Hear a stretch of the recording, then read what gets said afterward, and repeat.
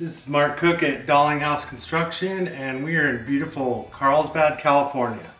We're doing an inspection on a home that was looked at evaluated by an engineer about 15 years ago, and it's down probably about 3.5 inches. But today we wanted to show you one of the signs we look for during inspections. So we always look for cracks in walls, drywall, and then we look for sloping floors.